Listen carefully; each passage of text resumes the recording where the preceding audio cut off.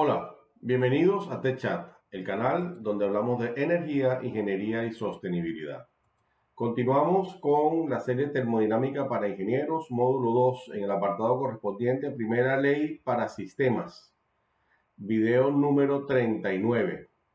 Les traigo un ejercicio muy particular, básicamente porque el enunciado no es completamente claro y nos va a tocar hacer vamos a tener que asumir algunas cosas.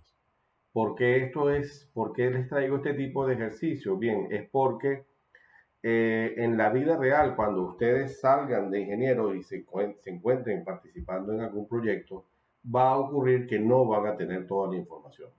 Entonces, es muy común que ustedes se tengan que enfrentar a procesos de ensayo y error, lo que yo he llamado tanteo, y o que tengan que que tengan que apelar a métodos numéricos para aproximar la solución de una situación que estén analizando. Entonces, ese es el caso de este ejercicio que va un poco más allá de lo que es el curso propiamente de termodinámica. Bien, dice así: un pistón altamente conductor de calor y sin fricción separa al aire y agua en el cilindro mostrado en la figura.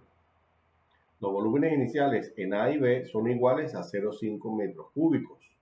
La presión inicial en ambos es de 700 kilopascales. El volumen de líquido en B es 2% del volumen total de B. Se transfiere calor al sistema hasta que todo el líquido en B se evapora. Determine la transferencia de calor durante el proceso y el trabajo realizado por el pistón sobre el aire y el calor transferido al aire. Bien, esto es una primera lectura. eh, Como les anuncié cuando les dije en el video 18, les dije les di un esquema de cómo abordar los ejercicios. Les recomendé que hicieran una primera lectura rápida. Luego de eso, vamos entonces a hacer una segunda lectura y en esta ocasión vamos a a hacer pausas para sacar la información implícita en las oraciones que conforman el texto del problema. ¿Ok? Bien, primero, un pistón altamente conductor de calor y sin fricción. ¿Qué quiere decir un pistón altamente conductor de calor para esta situación? Bueno, lo que nos está diciendo es que si el pistón permite la transferencia de energía en forma de calor a través de él, entonces lo que nos está sugiriendo para esta situación es que en todo momento la temperatura de A y la temperatura de B van a ser la misma, porque para que alcance cualquiera de los compartimientos, alcance el equilibrio termodinámico, tendrá que cesar los potenciales de temperatura. Y eso solamente va a ser posible cuando, como consecuencia de que existe este pistón altamente conductor de calor, cuando las temperaturas tanto de B como de A se mantengan equilibradas y no hayan potenciales de temperatura. Entonces, esta oración, un pistón altamente conductor de calor, eso es lo que quiere decir que la temperatura de A y la temperatura de B en todo momento, durante todo el proceso, son las mismas. ¿Sí? No es que la temperatura se mantiene constante, estoy diciendo que la temperatura de A y la temperatura de B durante todo el proceso tiene el mismo valor. ¿Ok? Y sin fricción, entonces quiere decir que el pistón se va a mover libremente sin que haya pérdida de energía por el roce entre el pistón y el cilindro. ¿Ok? Ahí entonces no hay pérdidas de energía por fricción. Eso también es importante. Entonces dice, separa el aire y agua en el cilindro mostrado en la figura. Vale. Los volúmenes iniciales en A y B son iguales. Bueno, como son iguales, entonces los volúmenes son iguales. La presión inicial en ambos es de 700 kilopascales. ¿Era necesario que dieran ese dato? Vamos a ver. ¿O ese dato es redundante? Yo creo que ese dato es redundante. Es decir, que dijeran, la presión inicial es 700 kilopascales, eso está muy bien. Pero que dijeran, la presión inicial en ambos compartimentos es de 700 kilopascales, ese ambos no era necesario de decir. ¿Por qué? Porque el problema ya está diciendo que el pistón no tiene fricción. Entonces, si no hay ninguna fricción, no hay una presión o una fuerza que se genere como consecuencia del roce, de manera que para que exista el equilibrio mecánico, siempre la presión de A tiene que ser igual a la presión de B, necesariamente. Entonces, esta oración es redundante en esa parte que dice ambos. Entonces, la presión inicial en ambos es de 700, es redundante, pero también nos da la información que la presión en A y la presión en B, al ser el pistón sin fricción, necesariamente la presión de A y la presión de B tienen que ser las mismas siempre o durante todo el proceso.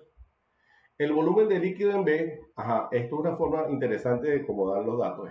El volumen de líquido en B es 2% del volumen total de B para el estado 1, porque están hablando del estado 1. Entonces, la fracción volumétrica de líquido en el compartimento B en el estado 1 es de 2%. ¿Por qué esto es importante? Bueno, porque esto define muchas cosas. Primero, ya están diciendo que hay título o calidad en el estado inicial. Y nos están diciendo el volumen de líquido y de alguna manera nos están diciendo entonces también el volumen de vapor. Porque si el 2% del volumen que ocupa el vapor en el estado 1, si el 2% es líquido, el 98% tiene que ser vapor. ¿Ok? Entonces, eso es una forma de mostrar los datos. Dice entonces, se transfiere calor al sistema hasta que todo el líquido en B se evapora. ¿Qué quiere decir eso? Que en el estado 2, el que sea, ¿cuánto vale el título o la calidad? Vale 1, porque llega a vapor, llega justo hasta el momento en que se evapora, y eso corresponde al estado de vapor saturado. Para esas condiciones, dice, determine la transferencia de calor total, desde 1 hasta 2, el trabajo realizado por el pistón sobre el aire y el calor transferido al aire. Fíjense que el ejercicio dice el trabajo realizado por el pistón sobre el aire. No dejan lugar a dudas de que es el agua la que está comprimiendo al aire. Y bueno, esta parte la voy a explicar con más detalle más adelante, pero aquí ya queda implícito en el enunciado que es que el volumen del compartimento B crece y en ese crecimiento desplaza el pistón de manera que el aire sufre un proceso de compresión. ¿Ok? Bien, ¿qué piden? Bueno, pues se pide el calor y trabajo. Bien, vamos entonces a el estado 1 de B. ¿Por qué voy a comenzar por el estado 1 de B? Porque es el que tiene más datos, es el que me da más datos y me resulta muy cómodo comenzar por allí. Estado 1 de B. Agua. Sustancia, agua. Volumen 0,5, presión 1 de B, 700 kilopascales, y nos dicen que la fracción volumétrica de líquido en el estado 1 del compartimiento B es 2%. Entonces, bueno, como tenemos el volumen y tenemos ese porcentaje, podemos saber que el volumen de líquido en el estado 1 del compartimiento B es el 2% de 0,5, que corresponde a 0,01. Entonces, el resto del volumen, ¿de qué está ocupado? De vapor de agua, necesariamente. ¿Ok? Entonces, podemos decir que el volumen total 1 de B es igual al volumen de líquido más el volumen de vapor. Y el volumen de vapor sería la resta del volumen total 1 menos el volumen de líquido en el estado 1. ¿Ok? Entonces da 0,49. Otra forma de haber determinado este volumen de gas es simplemente si el volumen de líquido es 2%, el 98% tiene que ser gas. Entonces el 98% de 0,5 es 0,49. Vale. Conocido esto, ya lo que nos queda es ir a la tabla. ¿Ok? Vamos a la tabla. No hay ninguna duda de que el estado termodinámico corresponde a un estado de equilibrio líquido-vapor. O sea que entramos directamente a la tabla entrando por presión. Y sabemos entonces que podemos leer los datos que nos indica esta tabla de saturación porque sabemos que estamos en que el estado termodinámico corresponde a un estado de saturación o de equilibrio líquido-vapor. Entonces, por la tabla, pues podemos saber que la temperatura 1 es 164,95 Celsius. Y bueno, aquí nos dan, tenemos, mejor dicho, el volumen específico para líquido saturado, el volumen específico para vapor saturado y asimismo las energías internas. Hasta este momento solamente hemos visto la energía interna como propiedad. ¿Ok?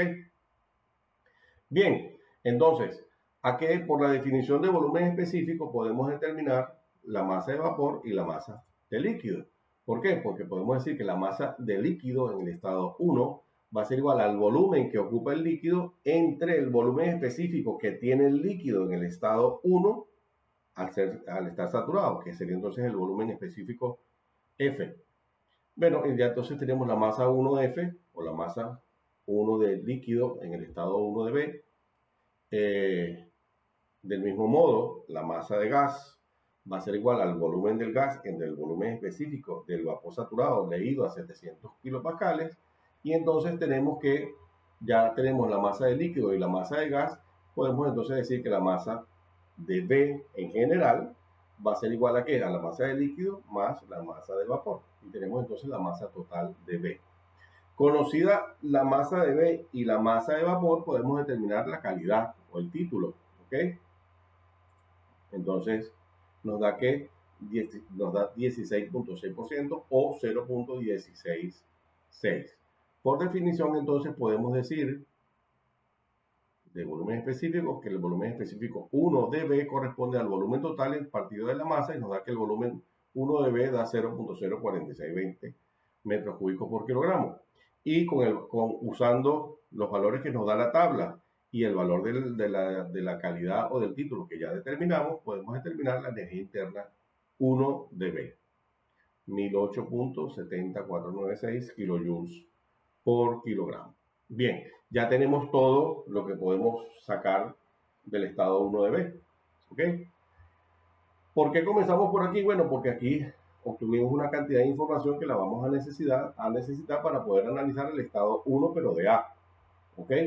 Entonces, del estado 1 de A, ¿qué sabemos?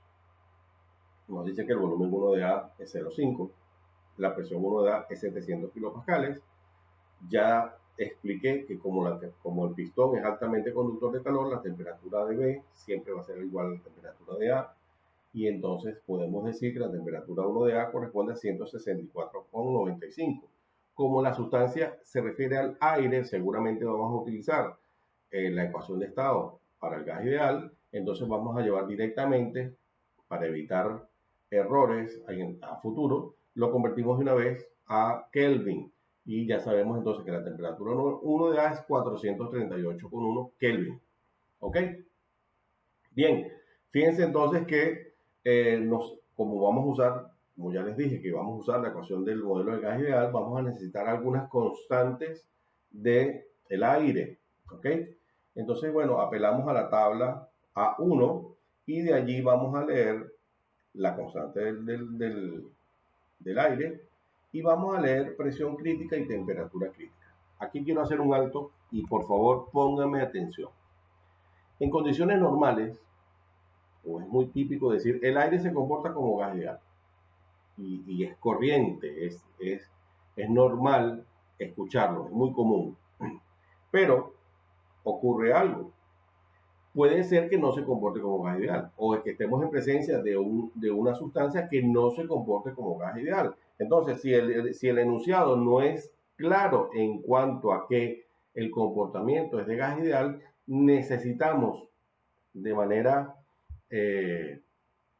rigurosa verificar el comportamiento del gas. ¿Ok? Porque si no lo dicen, no se debería poder asumir. Ocurre que en los exámenes hay muchas preguntas que ustedes hacen, preguntas a veces como buscando que el profesor les dé el arranque para ustedes comenzar la solución.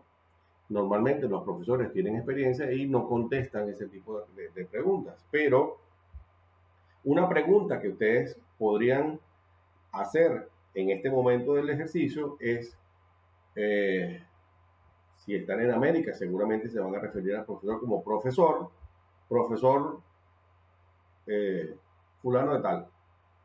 El comportamiento del aire podemos asumir que es gas ideal. Esa es una pregunta. Ahora, ante esa pregunta, hay dos posibilidades. Que su profesor sea una persona un poquito amplia y les diga sí, asuman que es gas ideal, o les puede decir no, no es gas ideal.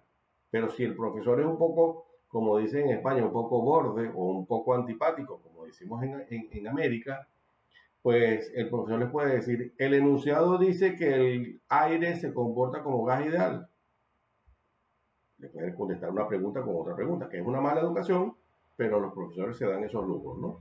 Entonces, ¿qué ocurre si el profesor les dice, el enunciado dice que el aire se comporta como gas ideal? Efectivamente no lo dice. Luego, si no lo dice, entonces no se puede asumir que el comportamiento es de gas ideal. Y hay que comprobar el comportamiento. Ojo, esto es una, para que ustedes tengan estrategia al momento de presentar un examen y no hagan molestar al profesor con preguntas un poco sosas, ¿no? Vale. Entonces, el enunciado no dice que se comporta como gas ideal. Luego hay que verificarlo. Y por eso entonces es que yo estoy leyendo la presión crítica y la temperatura crítica para verificar el comportamiento del aire, ¿ok? En condiciones normales se asume que el aire se comporta como gas ideal, pero yo no estoy asumiendo cosas aquí, porque pues, ahorita es aire, pero podría ser CO2, nitrógeno, hidrógeno, otra cosa, y asumirlo así de entrada les puede acarrear muchos problemas, ¿ok? O inexactitudes en el resultado. Aun cuando el razonamiento esté bueno, si ustedes se toman la ligereza de asumir que es gas ideal y no lo era, el resultado les va a dar mal. ¿Ok? Bueno, con presión reducida y con temperatura reducida podemos ir a la carta de compresibilidad. Entonces, cuando vamos a la carta de compresibilidad y leemos para la presión y la temperatura que nos da aproximadamente 1. Eso se ve muy poquito, entonces yo hice aquí un zoom y nos da pues que para las condiciones de presión reducida y de temperatura reducida que estamos obteniendo, el comportamiento es, la Z es aproximadamente 1. Perfecto, como como la Z es aproximadamente 1, pues entonces tiene comportamiento de gas ideal y ya tenemos volumen, presión, temperatura y la R. Luego podemos calcular, a partir de la ecuación de gas ideal, podemos calcular la masa. Y nos da que da 278,364. ¿Ok? Eso es todo lo que podemos conocer del estado 1 de A. Ya tenemos presión, temperatura, volumen, masa, pues tenemos todo, ¿no? Ahora vamos al estado 2. Pero fíjense que del estado 2 tenemos una información un poco vaga. ¿Ok? Entonces no voy a hablar del estado 2 de B ni del estado 2 de A, sino voy a hablar del estado 2 en general. Cuando voy al estado 2 de A más B, ¿qué ocurre? Bueno, ¿qué sabemos? Primero, sabemos que el volumen del recipiente es constante, ¿sí? Luego podemos decir que el volumen de A más B va a ser igual al volumen 2 de A más el volumen 2 de B en consecuencia, y que eso se cumple siempre, no importa dónde esté el pistón, el tanque siempre va a tener el recipiente siempre va a tener el mismo volumen. O sea, el volumen 2 de A más el volumen 2 de B es igual a 1, pero el volumen 1 de A más el volumen 1 de B también es igual a 1. Entonces, este cálculo aquí de 2 por 0,5 corresponde a la suma del volumen 1 de A más el volumen 1 de B. ¿Ok? Bien, ¿qué más sabemos? Podemos afirmar que el aire en el estado 2 se va a comportar como gas ideal. Aquí es cuando ustedes dicen, y bueno, este tío, ¿por qué hace semejante afirmación? Y lo dice como si fuera normal o como si fuera lógico. Aquí es donde yo me acuerdo cuando yo estudiaba y me conseguía con este tipo de afirmaciones que los profesores le hacían y uno se quedaba así como, pero ¿de dónde sacó este tío que esto es así? ¿Por qué? Bueno, yo se lo voy a explicar. Entonces, podemos afirmar que el aire en el estado 2 se va a comportar como gas ideal. ¿Cómo es posible que eso se diga de manera obvia? Pero bueno, voy a explicarlo.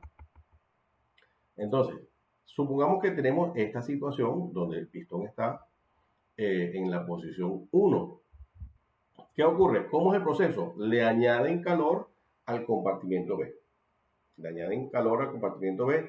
¿Hasta cuándo? Hasta que se alcanza la condición de vapor saturado para el agua. Entonces, fíjense, como estamos en sistemas, ¿sí? La masa es constante. ¿Ok? Entonces, imagínense un momento. El volumen específico es igual al volumen total entre la masa, pero la masa es constante. Y este proceso dura hasta que el volumen específico corresponde a volumen a vapor saturado. Luego, el volumen necesariamente tiene que aumentar. Entonces, como la masa es constante, lo único que va a hacer que el volumen específico aumente es que el volumen del compartimiento B crezca. Y para que el volumen del compartimiento B crezca, el pistón necesariamente se tiene que mover a la izquierda y comprimir el compartimiento A. Entonces podemos asegurar que el movimiento del pistón es hacia la izquierda, es decir, que el volumen de A, 2 de A es más pequeño y que el volumen 2 de B es más grande. ¿Ok? Si todavía no lo visualizan, pues podemos ver lo siguiente. Pues, si hacemos un gráfico temperatura-volumen específico, y aquí quiero decir algo, yo he podido usar un gráfico temperatura-volumen específico o un gráfico presión-volumen específico. ¿Por qué? Porque todo el proceso transcurre dentro de la zona de equilibrio líquido-vapor y dentro de la zona de equilibrio líquido-vapor la presión y la temperatura son propiedades intensivas, pero son dependientes. Entonces, todo lo que pasa dentro del domo o dentro de la zona de equilibrio líquido-vapor para efectos de presión y temperatura es lo mismo. ¿Ok? Entonces, dicho esto, si el estado 1 sabemos que hay calidad o título y el estado final es un estado de saturación, entonces el proceso tiene que tener esta forma. Luego el proceso, el volumen de B necesariamente tiene que crecer para seguir este procedimiento. Fíjense que estoy haciendo la unión entre el estado 1 y el estado 2, la estoy haciendo mediante una línea punteada. Lo estoy haciendo mediante una línea punteada porque yo no tengo la relación funcional de temperatura como una función del volumen para dibujar ese proceso. ¿Ok? Entonces, en estas condiciones ya expliqué por qué esta afirmación de que podemos afirmar que el aire de estado 2 se va a comportar como gas ideal. Ajá, ya afirmé, ya expliqué por qué B se expandió. Ahora tengo que explicarles por qué se comporta como gas ideal. Y es a lo que voy. ¿Qué va a pasar con la temperatura 2 de A? Como consecuencia del proceso de compresión, el aire en A necesariamente se tiene que calentar. ¿Por qué? Porque le está disminuyendo, él está recibiendo energía en forma de trabajo, además del calor que transfiere B a A, y en consecuencia el volumen se reduce, la presión aumenta, la presión aumenta y la temperatura de B, que también aumenta, pues se la transfiere al compartimento A. Entonces, como la temperatura 2 de A es mayor, podemos decir, vamos a ver, aquí es importante que ustedes se ubiquen en la verificación del comportamiento de gas ideal, porque no pueden estar haciendo todos los cálculos porque se les va a ir todo el tiempo. Recuerden que el enemigo de ustedes es el tiempo. Entonces, ¿qué ocurre? Cuando la temperatura aumenta, ¿qué va a pasar con la temperatura reducida? Que la temperatura reducida también va a aumentar y la presión reducida también va a aumentar. Entonces, si la presión reducida aumenta, bueno, en la carta de compresibilidad, la voy a mostrar aquí un momento. En la carta de compresibilidad nos vamos a venir hacia la derecha, está bien, y puede que abandone la zona de la Z. Pero cuando la temperatura reducida aumenta, cualquier valor de temperatura reducida lo que hace es converger a la unidad. Entonces, en el video número 26, que les dejo por aquí el enlace, en ese video les presenté, les dije algunas notas que ustedes podían tomar para efectos de poder determinar, verificar el comportamiento. Una de ellas era que si la temperatura reducida era mucho mayor que 2, entonces el comportamiento del gas, podríamos decir que era comportamiento del gas ideal independientemente de la presión. Como eso es así, teníamos una temperatura reducida de 3 y tanto, y como la temperatura va a aumentar, pues eso va a ser todavía mayor. Entonces podemos afirmar con absoluta tranquilidad que el comportamiento del aire en el estado termodinámico 2 corresponde a gas ideal. ¿Ok? Bien, ¿qué más ahora? Dicho esto, entonces, ¿qué más sabemos? Perdón, sabemos que el pistón sigue siendo altamente conductor del calor, entonces la temperatura 2 de A necesariamente tiene que ser igual a la temperatura 2 de B. La presión 2 de A y la presión 2 de B tienen que ser iguales, ¿por qué? Porque estamos en presencia de un pistón que no tiene fricción, y al no haber pérdidas de energía o una fuerza que contrarrestre el movimiento del pistón, la única fuerza que contrarresta ese movimiento es la presión que ejerce en A. Luego la presión de B y la presión de A siempre van a ser iguales. Y el proceso dura hasta que la calidad o el título vale 1. Dicho esto, ¿para qué nos sirve toda esta historia? Bueno, porque entonces el volumen de A más B lo podemos expresar como el volumen 2 de B, que sería la masa de B por el volumen 2 de B, más la masa más el volumen 2 de A, perdón, sería la masa por la R por la temperatura 2 de A y la presión 2 de A. Fíjense que entonces, ¿de dónde vamos a sacar nosotros los datos? Necesariamente tenemos que sacar los datos del agua. Entonces vamos a expresar todas las incógnitas de esta expresión en términos del agua. Sabemos que porque el pistón es altamente conductor de calor, la temperatura 2 de A es igual a la temperatura 2 de B. Y la presión 2 de A es igual a la presión 2 de B. Y el volumen específico 2 de B necesariamente tiene que ser igual a un volumen G que vamos a leer en la tabla. Entonces, cuando sustituimos todo esto, nos queda esta expresión. ¿Cuál es el problema de esta expresión? Que tenemos, esta es la única expresión que tenemos, y tenemos, las incógnitas que tenemos es el volumen específico, la temperatura y la presión. Tenemos tres incógnitas y tenemos una sola ecuación. Entonces, irremediablemente vamos a tener que caer en un proceso de ensayo-error, o lo que yo llamo tanteo, y esa expresión de error la voy a sacar a partir de precisamente esta ecuación. Al sustituir los datos nos queda pues que igualando a 0, porque el error que queremos cometer es de 0, ¿ok? Entonces nos queda esta expresión de error. Vamos a hacer el tanteo ahora.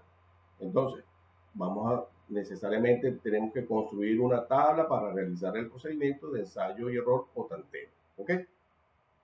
¿Cuál es el procedimiento? Vamos a asumir un valor de presión, vamos a leer la temperatura de saturación para ese valor de presión y vamos a leer el V sub G. ¿Ok? Vamos a aprovechar de leer el U sub G para tener todo el estado ya termodinámico ya definido. Con presión, temperatura y volumen. Temperatura, ojo, la tabla nos da, la temperatura nos la da en grados Celsius. Entonces, yo aquí la expresión de error ya estoy haciendo, introduciendo la conversión para que no vayamos a meter lo de caminar, ¿no? No vayamos a meter la pata. Entonces, la temperatura la expreso en términos de la conversión de Celsius a Kelvin. Y nos queda entonces esta expresión. Vamos entonces ahora a la tabla. ¿Ok? ¿A qué tabla?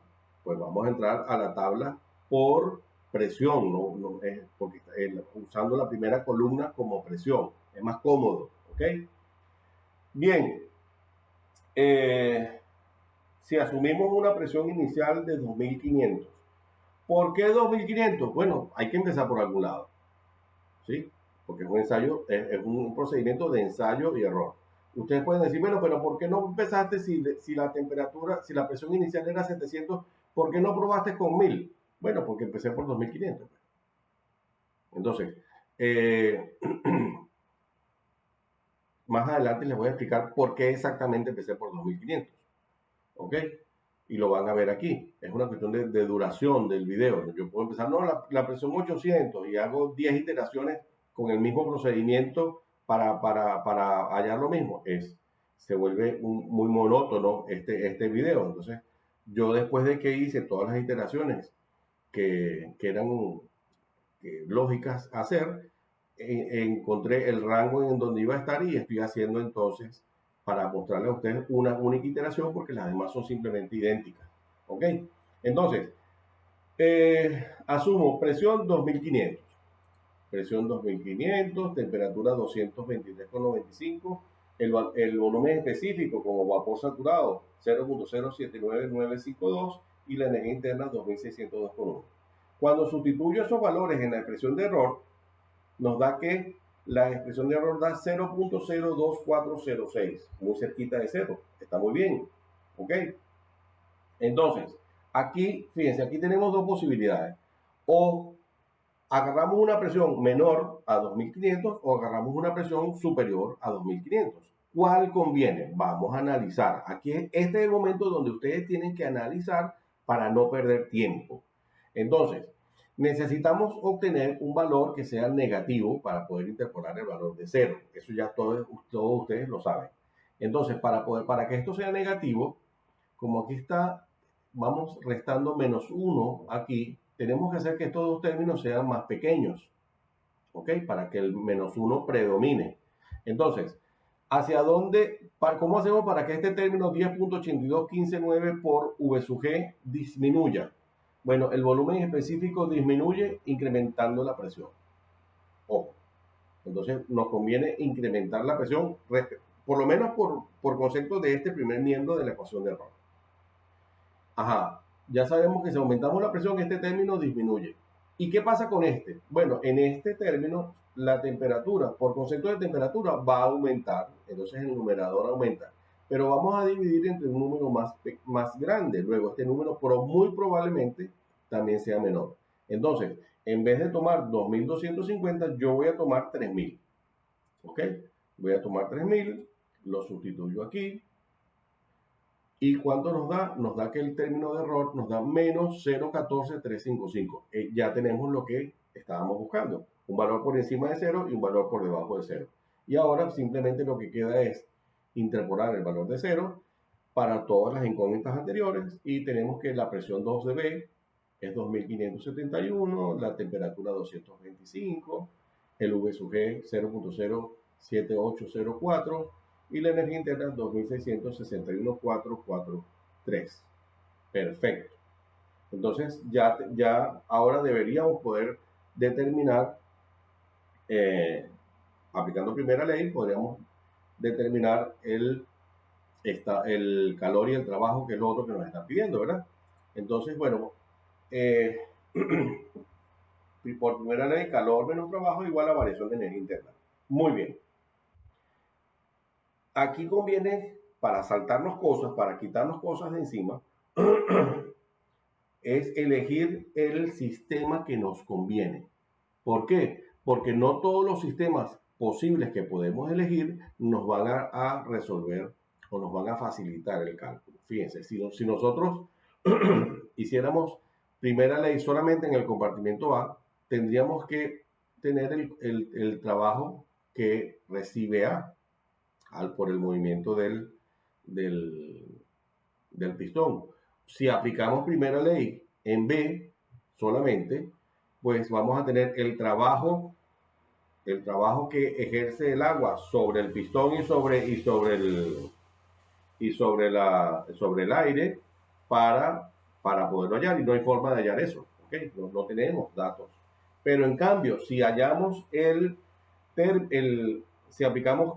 si tomamos como sistema el sistema A más B, el pistón queda encerrado dentro de la superficie del sistema, dentro del límite del sistema. Y entonces no importa dónde se mueva, no importa dónde se vaya el pistón, nunca va a estar atravesando el límite del sistema. Y como no atraviesa el límite del sistema, no hay trabajo. ¿Ok? Entonces, el sistema que vamos a tomar es A más B. ¿Ok? Entonces, para el sistema A más B podemos asegurar que el trabajo de 1 a 2 vale 0. ¿Por qué? Porque el recipiente, todo ese recipiente no cambia de volumen. Cuando no hay cambio de volumen, el trabajo vale 0. La energía interna 2, ¿a qué va a ser igual? A la energía interna 2 de A más la energía interna 2 de B. Y la energía interna 1 va a ser igual a la energía interna 1 de A más la energía interna 1 de B. Cuando agrupamos estos términos y sacamos factor común, las masas de A y las masas de B, pues entonces queda una expresión como esta que está allí. Y aquí llegamos a un pedazo de problema, y es lo que les anuncié al principio del video. ¿Cuál es el gran problema que tenemos? Bueno, el gran problema que tenemos es que el ejercicio, el enunciado, no es claro en cuanto al comportamiento del aire. Es decir, el ejercicio no dice en ningún momento que el aire se comporta como gas ideal. Nosotros lo verificamos, ¿sí? Entonces, como no dice, ya verificamos que se comporta como gas ideal, pero como no dice nada respecto de los calores específicos, no sabemos si los calores específicos se mantienen constantes con las temperaturas o si varían con la temperatura. ¿Esto qué? ¿Cuál es el problema que tiene que esto no lo diga? Bueno, que ustedes tendrían que o hacer asumir que los calores específicos no varían con la temperatura, y el profesor de ustedes les puede decir, pero tú leíste que en el enunciado decía que los calores específicos eran constantes con la temperatura. Ustedes irremediablemente con su cara de vergüenza van a tener que decir no. Entonces el profesor con toda la bomba le va a decir, ajá, entonces ¿por qué lo asumiste? Si no te lo dije, no tienes por qué asumirlo. Entonces, ojito, esto puede sucederles. Y esta situación que ustedes pueden decir, oye, pero este profesor sí es border, lo que sea. No, esta situación es normal que ocurra cuando ustedes salgan a la calle y se enfrenten a una situación real. Cuando ustedes estén enfrente a un proyecto, ustedes no pueden estar asumiendo cosas hacia la ligera. Ustedes tendrán que ir comprobando cosas. Entonces, por eso es que este ejercicio no es que tenga mala intención de parte de los profesores, sino que les permite a ustedes pensar de la manera como necesariamente van a tener que pensar cuando ya sean ingenieros y se estén enfrentando a un diseño. ¿Ok? Bien, si han llegado hasta aquí es porque les está gustando. Entonces, denle like, compartan con sus amigos, activen las notificaciones y suscríbanse porque vamos a aprender mucho y en particular termodinámica. ¿Ok? Bien, continúo. Entonces, el cálculo del calor tiene dos casos y uno de esos casos tiene tres posibilidades, les dije, ¿no? Entonces vamos al caso primero.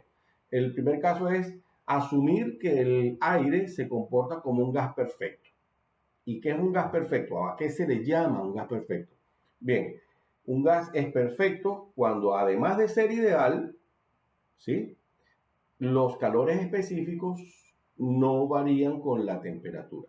Entonces, cuando ustedes lean en un ejercicio, el comportamiento del gas es de gas perfecto. Ah, bueno, ya, eso es magnífico, porque ya saben que tiene comportamiento de gas ideal, o sea que la Z vale 1, y adicionalmente a eso saben que los calores específicos no varían con la temperatura. Ese es el cálculo más sencillo de todos. Como ese es el cálculo más sencillo de todos, bueno, vamos a mostrarlo. Yo puedo decir que el C sub V es igual a C sub V sub 0, igual a una constante, y del mismo modo el C sub P. Entonces, al sustituir en la primera ley de la termodinámica, queda que calor va a ser igual a la masa de A por el calor específico a volumen constante sub 0 por la diferencia de temperaturas que sufre el aire en el compartimiento A, más la variación de energía interna de B que corresponde al agua. ¿Ok? Entonces, ¿de dónde sacamos este C sub V0? Bueno, hay tablas. Aquí dice calores, la tabla A2, en este caso del Yunus Engel, que es el libro que yo estoy utilizando. Hay muchísimas tablas y muy probablemente ustedes no usen las tablas del libro. Muy probablemente usen tablas que les dé el profesor, que les sugiera el profesor, y hay múltiples. Entonces, como yo estoy trabajando como base el Yunus Engel, pues yo uso las tablas del Yunus Engel. ¿ok? Ustedes pueden tener unas tablas distintas, pero no importa, no importa que las tablas sean distintas, el razonamiento es el mismo, ¿ok? Entonces, calor específico de gases ideales. En este caso, aire. La constante sigue siendo 0,287 y da C sub P y C sub V, ¿ok? Entonces, estos son calores específicos considerados como gas perfecto. Entonces, ya podemos decir que el calor, el C sub V0, lo leemos de aquí, 0,718, lo sustituyo en la expresión de primera ley y nos da que el calor de 1 a 2 da 17.347,75245 kilojoules. Vale, ese es el primer cálculo, pero no podemos asegurar que ese es el cálculo, ¿ok? Entonces, bueno, vamos a ver cuáles son las otras posibilidades que se desprenden como consecuencia de que el enunciado del ejercicio no sea claro, ¿ok? Esta parte puede ser tediosa y ustedes molestarse con el que les esté preguntando, con la persona que los esté examinando, pero forma parte del proceso de enseñanza-aprendizaje. Bien, entonces, caso 2. El caso 2, ¿cuál es? Que el aire se comporte como gas ideal y que los calores específicos varíen con la temperatura. Ese es el caso más general. Ese es el caso más típico que ustedes se pueden conseguir. Conseguir que el comportamiento sea de gas ideal y que además los calores específicos no varíen con la temperatura. Es decir, que tenga comportamiento de gas perfecto no es sencillo. ¿Ok? Este caso es el más general. Ante este caso, los calores específicos entonces son función de la temperatura.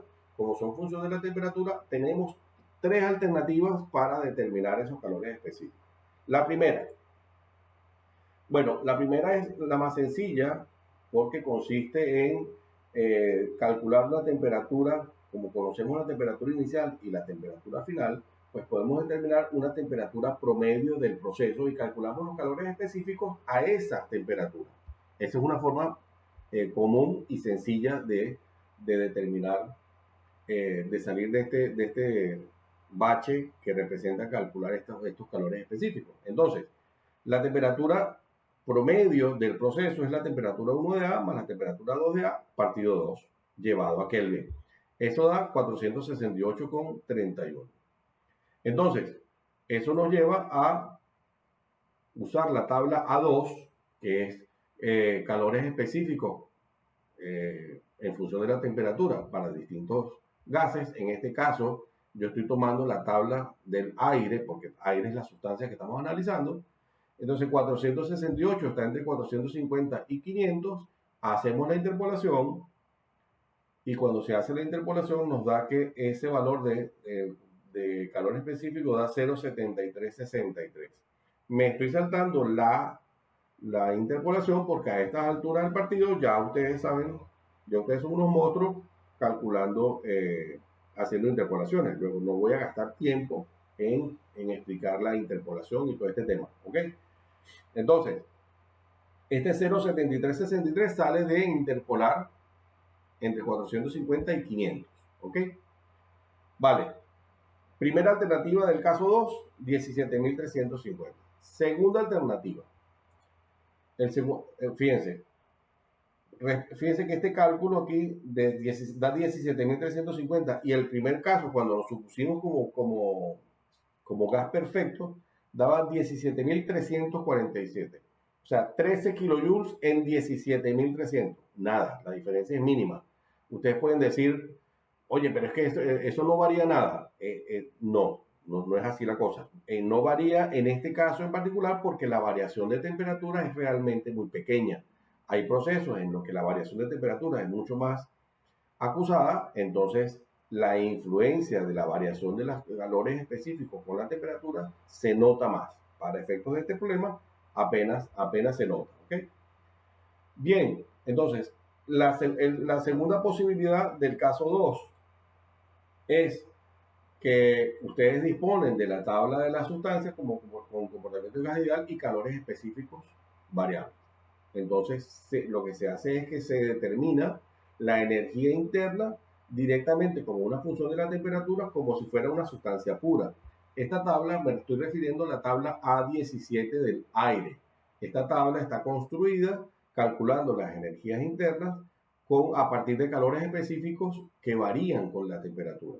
Entonces, la temperatura 1 de A la leemos a 438,1, este es el intervalo de interpolación, y da 313,9111. Me dio a mí. ¿Okay? La temperatura 2, 498, y la energía interna está entonces en este intervalo de interpolación, y cuando se calcula da 358,3941 kilojoules por kilogramo. Ya con esos valores, pues aplicamos la primera ley y sustituimos y nos da 17.350,81. Fíjense que da muy cerca del valor que obtuvimos habiendo hecho el cálculo con la temperatura promedio.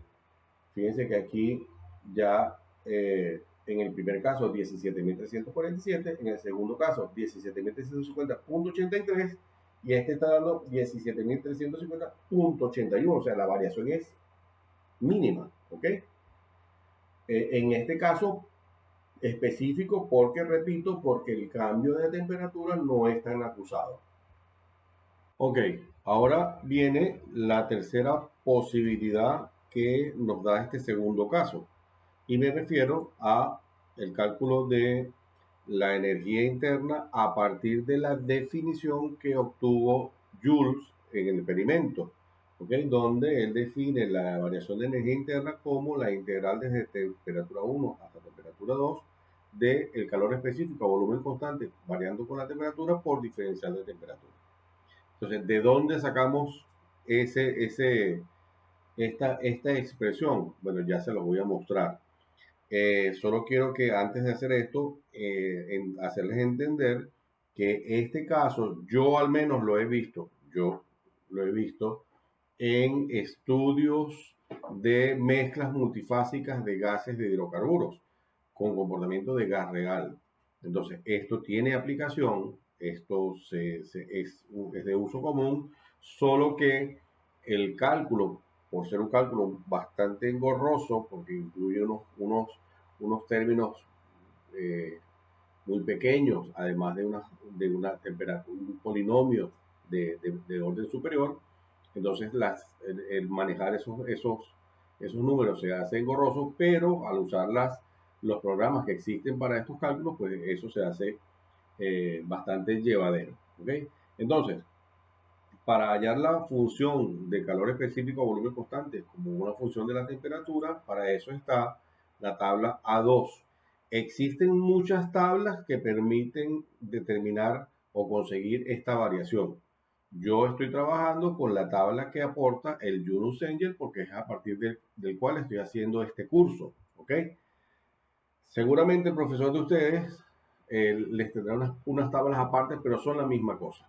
Solamente a manera de información, hay unas tablas que son las más antiguas, que no aparecen en términos de temperatura, sino que para evitarse usar números tan pequeños, entonces utiliza una variable tita, y la variable tita es la temperatura entre 100, y eso hace que sea más cómodo operar esos números cuando se está trabajando a mano. Pero si se va a usar un software, pues da exactamente lo mismo. En este caso, tenemos la tabla A2, nos da el calor específico a presión constante en forma de un polinomio de tercer grado con unos términos independientes, o términos A, B, C y D. Los términos A, B, C y D corresponden a cada sustancia. Para el caso específico que nos ocupa, que es aire, los términos A, B, C y D los conseguimos aquí, y son estos números, pues, como ya pueden ver ustedes, bastante pequeños. 0,1967 por 10 a la menos 2, otro por 10 a la menos 5 y otro por 10 a la menos 9.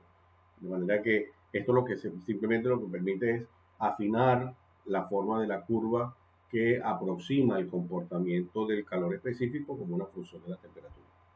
Entonces, fíjense que aquí, ojo, aquí hay una cosa bien importante. ¿Qué es lo que da esta tabla? Esta tabla da el calor específico a presión constante.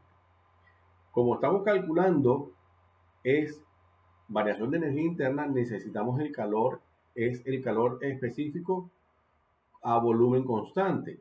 Por definición, C sub P menos C sub V es igual a R. Podemos despejar C sub V y queda C sub P menos R va a ser igual a C sub V. Entonces, a esta integral le vamos a restar el término todavía de la constante universal de los gases. Y esto queda de esta manera. Fíjense que la unidad en la que viene el C sub P es en kilomol y por eso yo divido entre la masa molecular, multiplico por la masa, la cantidad de masa de aire para que me dé en kilojoules. Entonces todo este término que está acá hasta este menos, hasta el término de T a la 3 corresponde al C sub B, al C sub P, perdón. Al restarle 8.31434, que es la constante universal de los gases en el sistema internacional, pues entonces ya toda esta expresión corresponde a C sub V. Al hacer la integral, al resolver la integral, da 17.352,21. Fíjense entonces que si comparamos con los otros resultados, de las cuatro maneras que lo hemos calculado, la variación es realmente pequeña. Ahora, esta variación es pequeña porque el intervalo de temperaturas entre el cual ocurre el proceso que nos relata el enunciado del problema es relativamente pequeño. En otros procesos con variaciones más importantes, estos resultados, estas variaciones pueden ser bastante más importantes. Los softwares de los que yo les he estado hablando, uno de ellos es el ES. Y yo esta integral no la resolví yo, sino que la resolví con él, haciendo uso del programa ES. Y así de no corro el riesgo de equivocarme metiendo el dedo en la calculadora, ¿no? Entonces, este problema, esta parte del problema resuelta en ES, es como sigue. Aquí está el resultado. Aquí está cómo sería la escritura. ¿Ok? Esta parte es la parte del código que yo escribo y el ES nos da de esta forma así ordenada y en una ventana aparte nos da los resultados. ¿Ok? Entonces, fíjense que ustedes pueden decir, ajá, pero entonces, ¿qué valor es el que de qué manera lo vamos a calcular? Eso tiene que llegar a un acuerdo con su profesor. Si es gas ideal con comportamiento de gas perfecto, si pueden usar la temperatura promedio, si pueden usar la tabla de gas ideal con calores específicos variables, o si tienen que ir a la forma más engorrosa, que es perdón, lo correspondiente a el uso de la solución, pues, de la integral. Eso tienen que ustedes que aclararlo con su profesor. Muy bien. Ok, por último, vamos a determinar el trabajo realizado sobre el aire a partir de la siguiente definición. Trabajo de 1 a 2 de A es la integral de la presión por el diferencial de volumen en A. Fíjense que estamos usando esta definición y esta definición supone que el sistema que está involucrado es solamente el compartimiento A. Eso es lo primero. Lo segundo, el usar esta definición, estamos dando por hecho que como el comportamiento es de gas ideal y estamos diciendo entonces, esto lo estamos estableciendo, que el proceso es internamente reversible y por eso podemos decir que cumple con esta expresión. Entonces, en la presión de A es la forma como varía la presión en función del volumen viene dada por la ecuación del gas ideal, ¿ok? Y aquí, entonces, tenemos un problema. El problema es que aparece la temperatura de A y no sabemos cómo varía la temperatura de A. Entonces tenemos tres incógnitas. Tenemos la incógnita de temperatura, volumen, con la temperatura, volumen, presión y luego el trabajo. Entonces, en la primera de cambio tenemos como incógnitas presión, temperatura y volumen, porque el trabajo es simplemente un cálculo que no va a intervenir. Entonces, ¿qué ocurre? No hay forma matemática, ¿sí?, que nosotros podamos utilizar para resolver este ejercicio. Entonces, tenemos que necesariamente optar por los métodos numéricos. Los métodos numéricos vienen a ser una gran herramienta para resolver este tipo de situaciones y antes de explicar la forma como lo vamos a resolver, quiero aclarar algunas cosas, casi que repetir. Entonces, lo primero, la presión y la temperatura de los dos compartimientos siempre son iguales. Eso ya lo había dicho, pero quiero resaltar. Segundo, el agua que está en B durante todo el proceso se encuentra en la zona de saturación. Siempre. ¿Ok? Entonces, eso es bien importante. ¿Por qué? Porque esto nos permite hacer el siguiente procedimiento. Fíjense, eso que les estoy diciendo, visto en un diagrama presión-temperatura. Este diagrama lo construí a partir del programa EES. El sistema va desde la temperatura, desde la presión 1 hasta la presión 2. Fíjense que durante aquí aparece una línea continua. Eso no es real. Nosotros no podemos asegurar que esta variación es lineal. Entonces, pero en todo caso, hay una línea recta, al menos, que une desde el estado 1 hasta el estado 2. Cualquier punto de esta línea sobre este proceso corresponde a una línea, a un estado de saturación. ¿Qué nos permite eso? Bueno, podemos entonces hacer lo siguiente. Se asume un valor de presión a partir de 700 kilopascales, que es la presión inicial. Entonces, vamos a agarrar, como conocemos la presión inicial y la presión final, agarramos ese intervalo y lo dividimos en 20 partes. ¿Ok? Con esa presión y esa temperatura, ese intervalo de presión, al dividirlo en 20 partes, pues entonces determinamos la temperatura de saturación para cada incremento de presión. Y ya con presión y con temperatura podemos aplicar la ecuación de estado y estimar el volumen del compartimiento A. ¿Ok? Luego de eso nos va a permitir tener tener esta tabla completamente llena.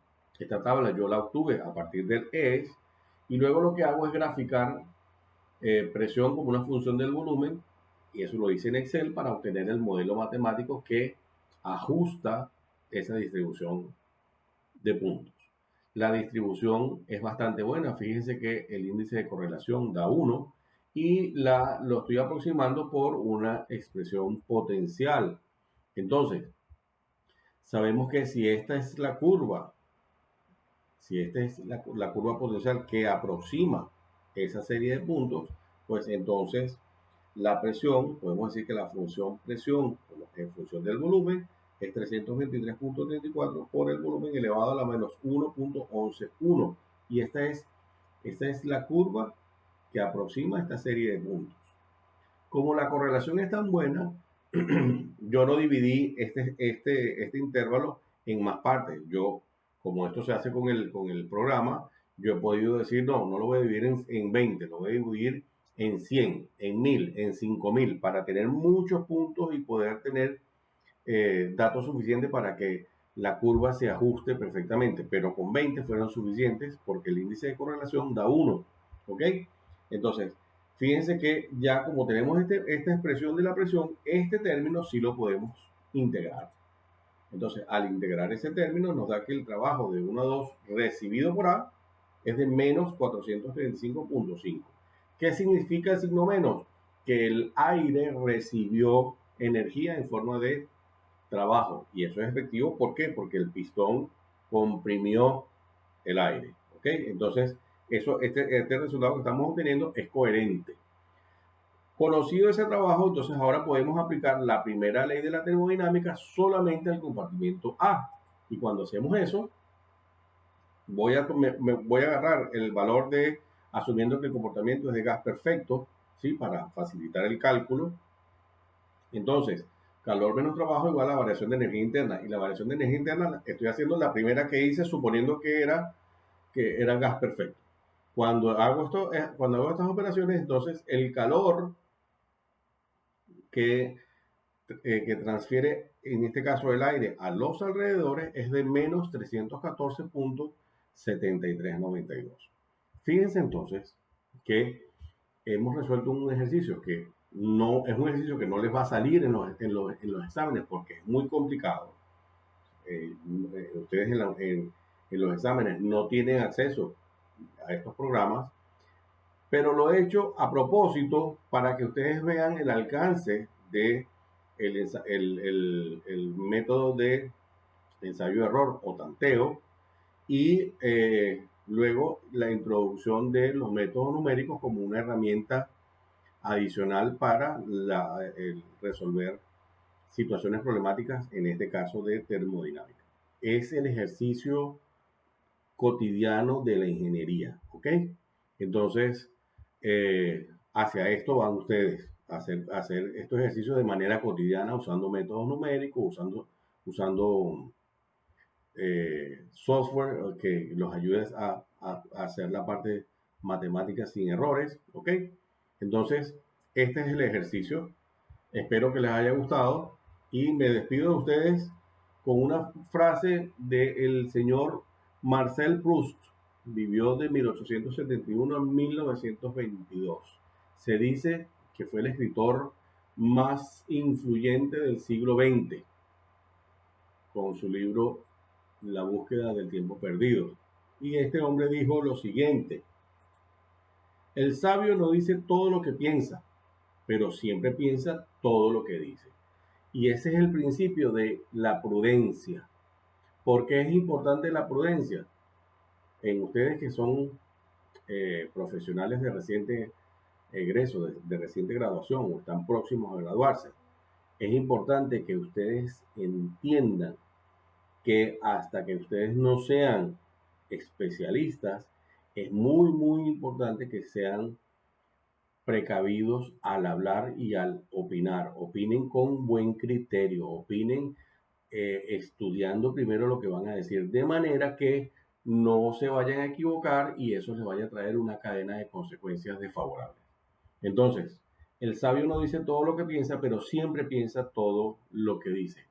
Es todo. Si te ha gustado, dale like, comparte, activa las notificaciones y suscríbete al canal para que vamos a vencer juntos, vamos a vencer a la termodinámica. Muchas gracias. Continuamos.